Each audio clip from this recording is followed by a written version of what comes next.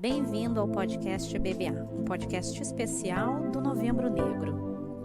Nestes episódios mergulharemos fundo nas conexões culturais e desafios globais que envolvem a intersecção entre o Novembro Negro, políticas de arte e a Bienal Black.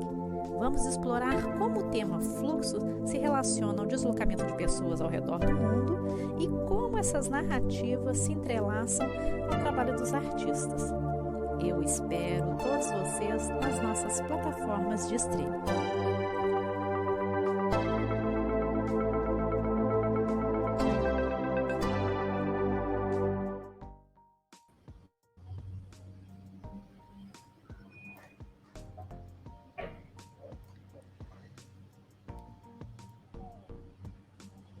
Olá! Sejam todos muito bem-vindos, bem-vindas, bem-vindes também, né? Apesar do governo, né, o nosso santo governo federal ter aí impedido, né, bloqueado, cancelado que a gente possa se expressar através, né, dos pronomes aí, aqui, como não é governo, vamos continuar. Então, sejam todos, todas e todos bem-vindos. Eu sou Patrícia Brito e fico com você com mais um convidado nessa nossa série, que foi criada lá no ano passado, gente, em novembro, né, intitulada em Novembro Negro, que faz parte do programa, então, das ações que a gente está compartilhando dessa Bienal que está chegando. E hoje, exatamente hoje, a gente está quase numa contagem regressiva, porque faltam apenas 30 dias para que a gente, vá lá, né, abre essa Bienal com tudo. Hoje, né, nós estamos aí recebendo um artista que é do estado do Rio de Janeiro e, como já passou muita gente por aqui e ainda tem gente para passar, esse é o nosso 27º episódio. Então, lembrando para vocês que essa série que começou, então, em novembro, ela diz respeito aí ao tema da Bienal, que é Fluxos em Fluxo, Transitoriedade, Migração e Memória, mas está abrigada nesse guarda-chuva que se chama aí Conexões Culturais e Desafios Globais, onde a gente chama os artistas, né, pergunta um pouco mais sobre o seu processo criativo, tenta fazer essa conexão entre o seu trabalho que vai ser mostrado, né, e essa questão aí do fluxo, do senso de pertencimento. A gente sabe que nem todos os artistas, né, que vão participar dessa Bienal, eles são do estado ou da cidade do Rio de Janeiro, e nem somente do nosso país aqui, Brasil. Então, como a gente tem muitos artistas que estão vindo de fora, esse tema do fluxo, né, do fluxo de pessoas, desse deslocamento, desse movimento, ele diz respeito, sim, a todos nós e nos interessa também. Então, vou compartilhar a tela aqui comigo, o Matheus Crespo. Seja muito bem-vindo, Matheus, né? Olá, Patrícia, todo mundo que está acompanhando aí esse podcast. É um prazerzão participar de uma iniciativa tão bonita aí como essa Bienal. Olha, o prazer é todo meu, Matheus, viu? Você é muito simpático, a gente já pôde aí, né, fazer uma prévia nos bastidores, mas eu estou muito feliz, sim, de conhecer tanto artista poderoso, digamos assim, né, em relação ao campo de pesquisa que vem desenvolvendo e ao próprio material, né, que está sendo apresentado nessa edição. Então eu já vou começar a fazer essa pergunta, né, que ela é trivial a todos os artistas, para que você possa dizer aí quem é o Matheus Crespo e qual é a sua linha de atuação aí no campo das artes. Então, eu sou um homem negro de 29 anos, artista visual, nascido e criado em Campos dos Goytacazes, que é uma cidade do interior do Rio, fica aí a umas 4 horas e pouquinho da capital. Além de artista, eu também desenvolvo algumas ações educativas, então eu sou professor de desenho, faço oficinas, trabalho com crianças e adultos também. Embora a minha formação acadêmica seja design gráfico, né, o caminho profissional que eu trilho é mais o da arte do que o do design. E a minha prática artística, ela se desenvolve principalmente no campo do desenho, explorando alguns temas como a relação do homem com a natureza, o que é natural e o que é construído, o que é delicadeza e o que é dureza, e como essas energias, como essas coisas podem se relacionar com a ancestralidade. Ah, que bacana. Pois então, né? Você como é um artista, né, que contempla o natural e a natureza, né, nos seus processos artísticos, né, e fazendo essa relação entre o homem e a natureza. Geralmente os chineses é que tem isso, a gente vê bastante, né, na produção artística da China, né, que eles têm uma espécie de filosofia onde a natureza se sobrepõe, né, ao homem. Agora, voltando aqui para o Matheus, né, qual é a crítica por trás dos teus trabalhos? Patrícia, então, foi interessante você citar a China. Eu vou tentar fazer aqui uma pequena viagem no tempo, mas tentando ser conciso, embora eu fale muito. É, quando criança, eu acompanhei durante a minha infância inteira o meu avô cultivar um terreno que era do lado da casa que eu morava, onde ele plantava aipim, tem um pé de manga até hoje enorme, cana, milho, cenoura. Então, embora eu estivesse ainda todo num contexto urbano, a minha infância inteira foi com o pé na terra, acompanhando esse tempo do desenvolvimento das plantas e tendo essa relação muito próxima ali com o meu avô e entendendo de onde vinha o alimento e acompanhando todo esse processo. Então, eu acho que, assim como o desenho, essa prática de observar a natureza, ela me acompanha desde a infância. E hoje, na minha pesquisa como artista, eu entendo que isso também é um valor ético e filosófico que é muito pertencente das diferentes culturas negras e de vários povos africanos também que tentam olhar para a natureza com esse olhar de que a gente tem muito a aprender. Né? E você ter citado a China é interessante também, porque em 2014 eu fui estudar na China, na época nem me pensava enquanto artista, eu estudava engenharia ambiental, mas de alguma forma tinha essa conexão com o natural, né? E aí eu fui fazer uma parte do meu curso lá, então fui aprender a língua e fui estudar engenharia ambiental lá também, fiquei durante 2 anos. E quando eu voltei, essa experiência de ter esse contato com uma cultura muito diferente, com, com uma influência estética e artística que era completamente diferente de tudo que eu conhecia, me fez entender que a minha relação com o desenho podia se desenvolver de uma maneira profissional e que eu poderia realmente me ver assim como um artista. E foi a partir daí que eu comecei a desenvolver o meu trabalho, né? Eu começo a produzir mesmo, pensando assim numa produção artística de fato, em 2017, que é logo depois desse retorno. Então, esses fluxos, esses movimentos, eles foram e ainda são muito importantes para a minha produção, né? Falando um pouco mais dessa relação com o natural, durante a pandemia, e foi esse período muito intenso de isolamento, né, da gente se sentir muito suspenso, com tantas dores em volta, né? E com esse sentimento constante de perda, eu fui procurar na arte um lugar onde eu pudesse me sentir seguro, aliviado e até de alguma forma aterrado. E aí parar e me enxergar como um artista negro no mundo e pensar qual era o sentido disso, né? Qual era a conexão do meu trabalho com a minha própria identidade. E aí, durante esses 2 anos aí de isolamento, eu comecei a estudar um pouco mais sobre cultura africana, filosofia africana, e isso foi o que me manteve, de certa forma, seguindo. Foi o que me deu energia para seguir.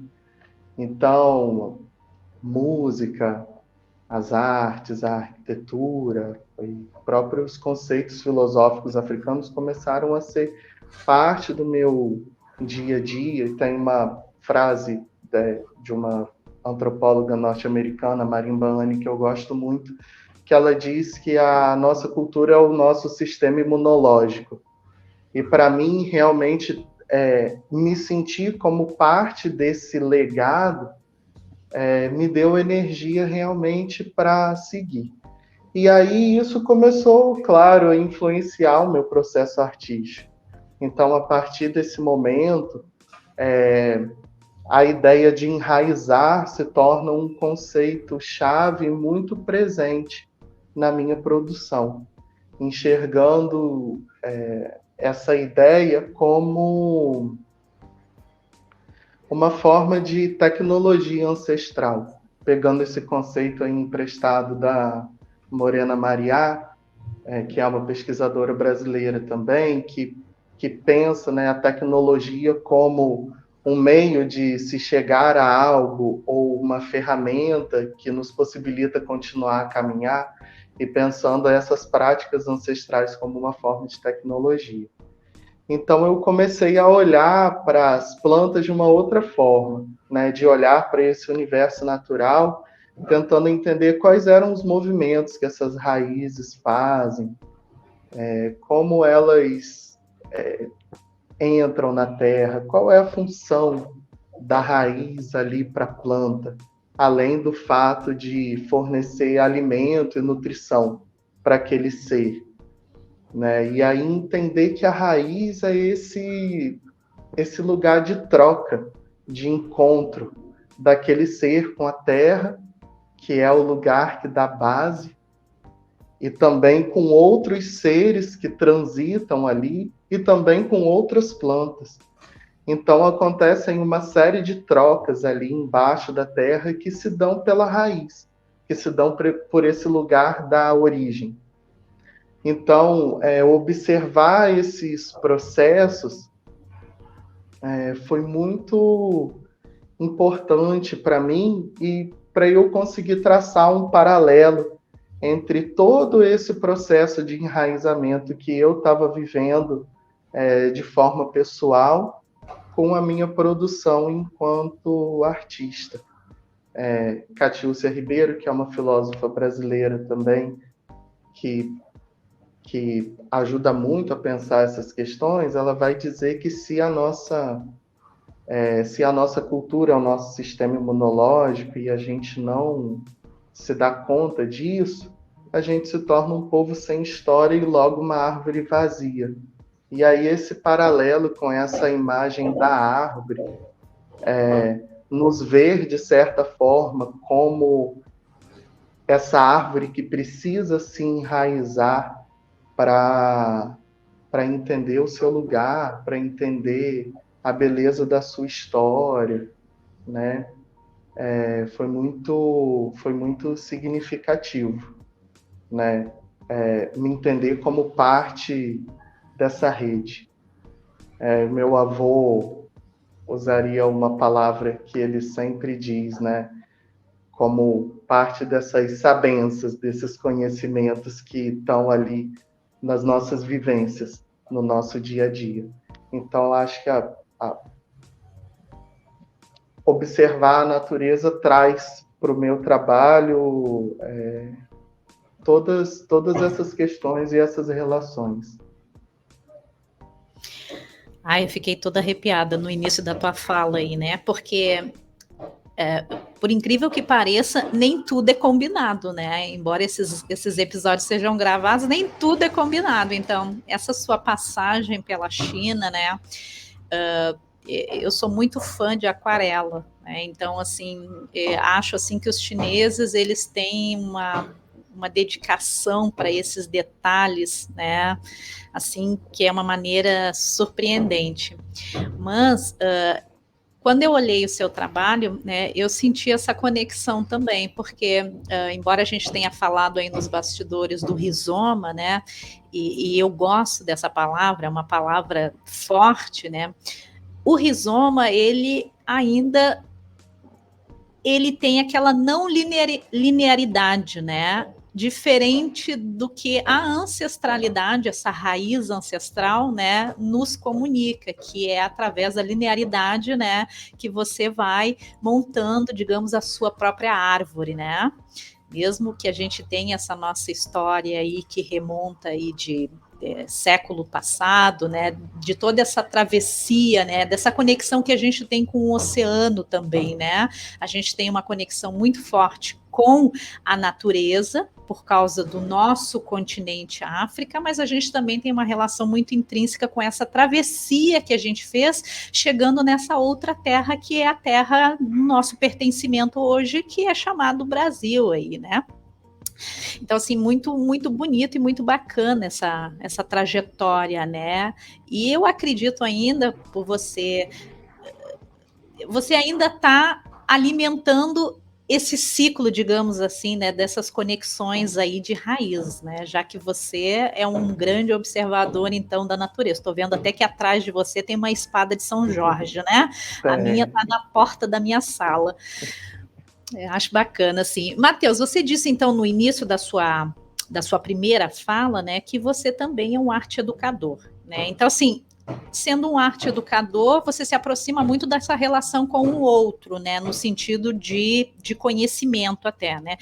Quais são as mensagens, assim, né, ou críticas que você busca transmitir para esse outro sujeito, né, sendo educador, né, no processo do seu trabalho, né? Como é que você se comunica com esse público? Se esse público ele é mais jovem ou se é um público também já adulto? Como é que você faz essa travessia aí? Então, hoje eu compartilho o desenho tanto com adultos quanto com crianças.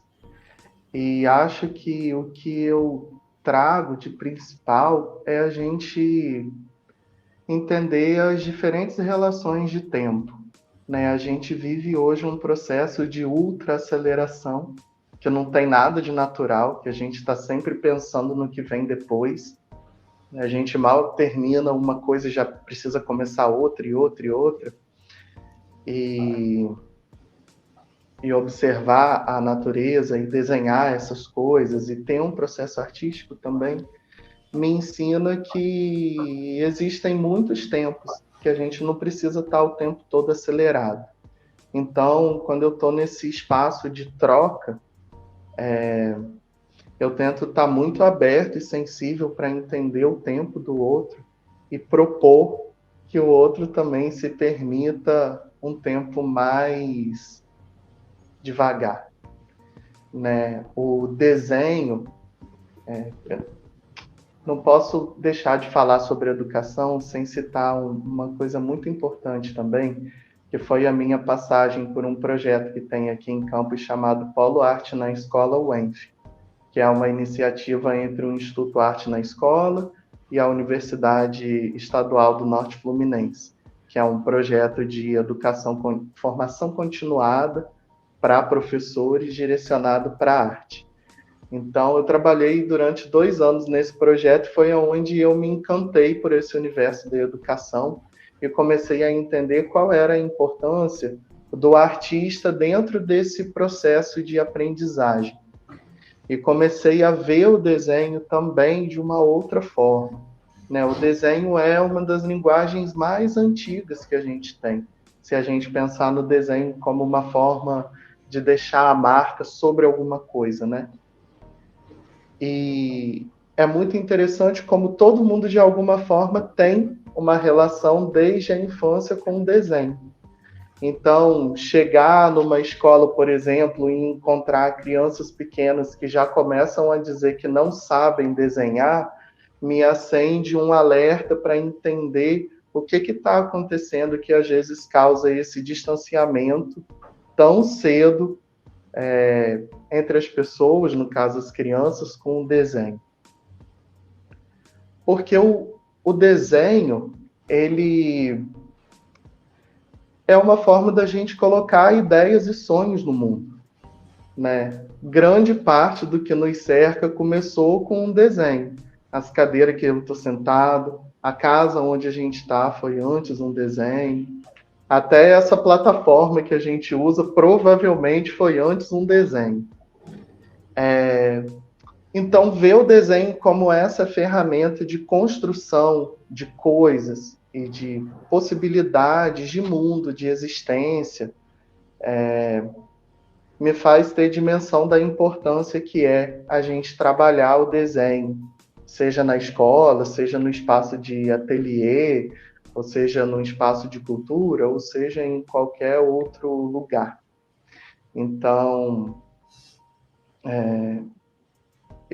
falei todas essas coisas que parecem meio soltas para dizer, na verdade, que o desenho é uma ferramenta muito importante para construir relações, para construir as nossas relações com o mundo, as nossas relações com outros e a nossa relação com a gente mesmo. Quando a gente se permite olhar para uma superfície e criar sobre ela alguma imagem, a gente está se colocando nesse lugar de propor alguma coisa, né? E que coisa é essa que a gente vai propor dentro desse contexto que eu falei no início, que a gente está o tempo todo correndo, que a gente nem, às vezes não consegue nem contemplar o que está à nossa volta. Então, como um artista que está nesse lugar de educador também, eu tento convidar as pessoas para olhar as coisas com calma, para se perceber, para entender quais são essas imagens que a gente quer construir, para buscar também o entendimento de que o desenho é muito mais amplo do que o que foi proposto na arte clássica, por exemplo, né?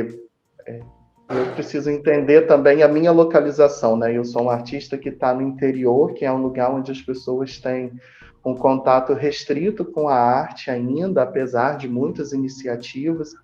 Então, tem uma tendência muito grande de buscar um desenho ideal, de buscar o desenho realista e de entender que aquilo que é um desenho bom.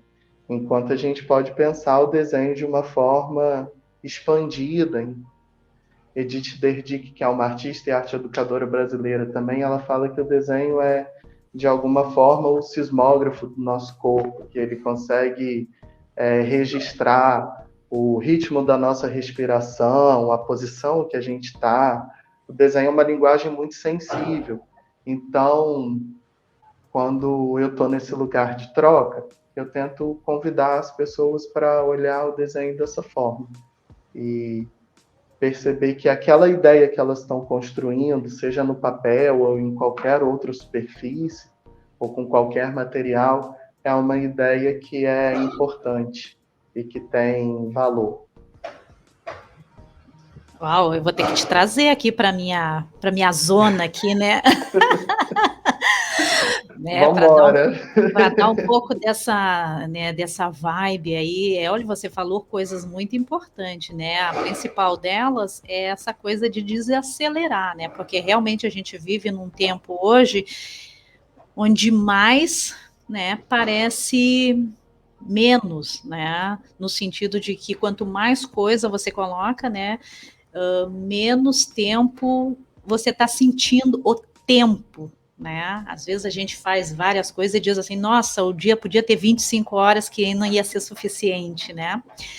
E também você traz essa coisa do desenho, né? Que realmente é o primeiro contato que a gente tem com a sociabilização, né? Se a gente pensar aí no período das cavernas, né, das pinturas rupestres que a gente tem, né, que não só era um meio de comunicação, mas também dessa socialização, dessa aproximação, né, com o outro, né, onde cada um ia lá. E é curioso você também mencionar essa coisa de algumas escolas, né, ou algumas crianças, né, dizerem que não sabem pintar, porque é o primeiro contato até que as escolas, eu acho que incitam nas crianças, é deixar a marca, né, seja através da mão, né, no papel ou do pé, né, então assim, deixar a sua pegada, né, começa por ali, para depois você ir pegando esse gosto, talvez de pegar um giz, uma caneta. Bom, o terror dos pais é quando realmente as crianças gostam de pegar um lápis e aí sai riscando por tudo, né? É uma manifestação artística também, né? Que gostoso. Quais são os seus projetos hoje, hein, Matheus? Hoje eu estou aprofundando um pouco mais a minha pesquisa e a minha produção nessa série que eu estou chamando de Enraizar, que tem desenhos e que tem algumas delicadas esculturas também feitas com fios de cobre. Estou tentando entender se outros materiais podem fazer parte desse projeto, desse processo e quais outras imagens eu quero construir com relação a isso.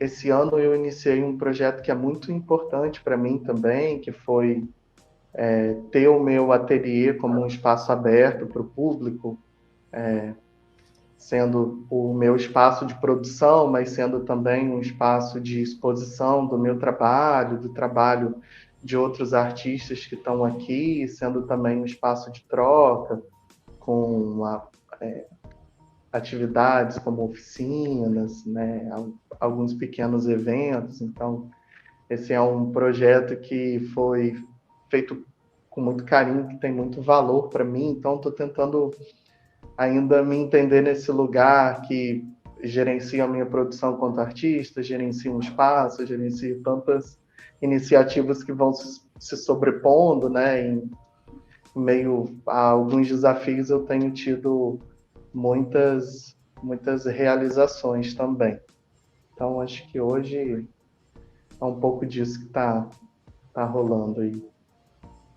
Que bacana. Eu gosto porque você realmente sai da sua zona de conforto, né? Às vezes eu digo para os artistas assim, não, quando você diz que não consegue experimentar tal coisa, saia da sua zona de conforto, né? Daquilo que você faz com até de olho fechado, como a gente chama, né? Como a gente diz, né? E aí tenta experienciar outras áreas. Ô, Matheus, olha, sucesso para você, viu? Que alegria poder conversar com você, saber um pouquinho mais sobre, né, seus planos, seus projetos, um pouco sobre a sua vida, né? Essas conversas aproximam não só você de mim, né, mas também o artista do público. Eu disse em alguns episódios que esses episódios que a gente faz aqui, né, eles vão servir também aí de material lá na exposição, né, através de um QR Code, porque é uma exposição coletiva, então a gente não vai poder falar de todo mundo, né, mas aqueles artistas que se dispuseram aí a abrir a caixa de Pandora, né, sim, a gente vai compartilhar um pouco da vivência de vocês dentro da Bienal. Acho que é um material riquíssimo, né, a gente já tem ideia de um projeto mais além aí no futuro, né, com essas transcrições, digamos assim, né, talvez um livro viajante, né, quem sabe, né, mas isso aí é uma outra conversa, Vamos fazer algo, aí, graças a vocês, né? Vamos fazer a última pergunta, então, assim, você já deu muitas nuances, né, do que vem por aí como material para a terceira edição da Bienal, mas sem dar muito spoiler, mas só para deixar um gostinho, né? O que é que você está apresentando? Vai apresentar, né? Então, eu vou apresentar algumas obras que fazem parte dessa série Enraizar, dessa pesquisa, onde, junto com os desenhos, eu trago alguns fragmentos de imagens que fazem parte de um livro de instalações elétricas, que foi do meu pai quando ele cursou eletrotécnica. tentando fazer essa conversa da raiz como uma forma de tecnologia. Mas você falou para não dar muitos spoilers, né? Então, é um pouco disso aí que eu vou compartilhar nessa Bienal com muita alegria mesmo de poder participar desse projeto. Que beleza. Bom, eu só tenho a te agradecer, né? E gratidão é uma palavra assim que a gente se acostumou a usar ela com muita frequência, né? Mas que para alguns perdeu um pouco o sentido, né? Mas para os artistas eu vou ser sempre grata a essa troca que a gente faz, porque é uma troca que eu vejo que ela atravessa outros, né? Inspira outros tantos artistas que estão começando ou aqueles que estão se situando, porque tem vezes que a gente está tão cansado dessa correria, né?